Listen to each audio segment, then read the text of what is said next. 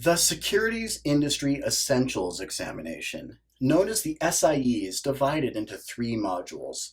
Module 1 covers four subject areas: equity securities, debt securities, packaged products, and trading markets. The most questions are in debt securities and packaged products, so pay very careful attention to those two areas. Equity securities. I'm Colin Kleck, and let's start with the very basics. The difference between common and preferred stock. So I'm going to start out by explaining three key terms that you must know. These terms are par value, issue price, and market value. Let's start out with par value. Par value on a common stock is totally arbitrary and meaningless. In fact, many companies set the par value of their stocks very, very low. It can be as low as 0. So par value could be anything. Therefore, it is essentially meaningless. The actual par value of a stock is frequently determined by the state in which the company originally incorporates. Next, let's look at issue price. The issue price of a common stock is essentially determined by two factors. First is the amount of money that the company wishes to raise by going public. And the second is how the market actually feels about the company. This is determined through a process known as underwriting. And during this process, the underwriter goes out and sees how the market feels about the issue, gathering what's known as indications of interest from institutional and retail investors. Once they know how these parties feel about the issue, they will then use that to help set the final public offering price. So remember, issue price is determined by how much money the company needs to raise and by the indications of interest received by the underwriter during the investment banking process. The third term relating to common stock is market price. The market price of a common stock is primarily determined by expectations of a company's earnings.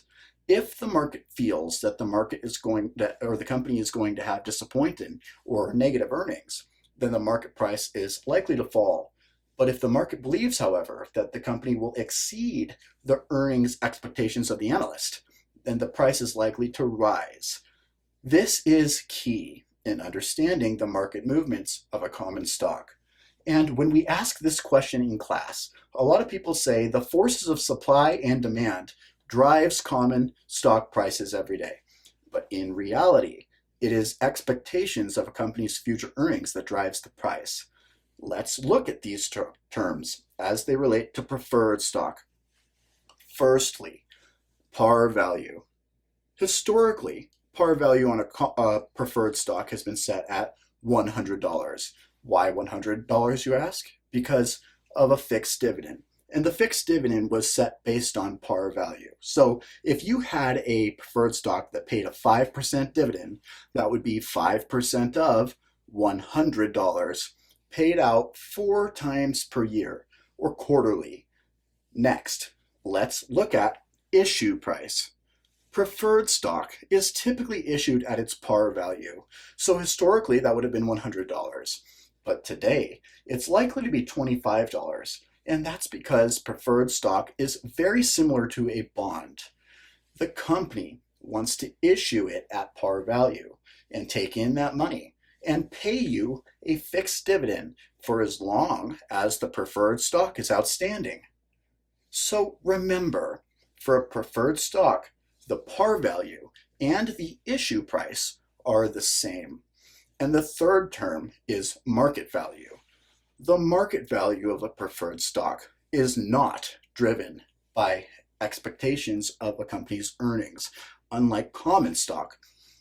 It is instead driven by changes in interest rates, similar to a bond. Why?